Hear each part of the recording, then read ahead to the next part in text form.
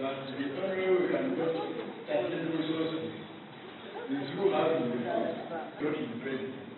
So in the law, we're talking about we need money to do this. Yes, we need money. As already underscored, the purpose of the annual Judges Conference is to enable us to take stock of our performance, celebrate our achievements, recognize our opportunities, and chart better ways of overcoming our challenges. It is also a time for us to hold meaningful interactions and share synergies for more efficient and effective execution of our mandate.